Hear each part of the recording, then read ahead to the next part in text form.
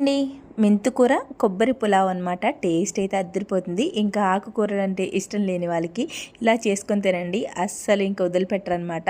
శుభ్రంగా కడుపు నిండా తింటారు.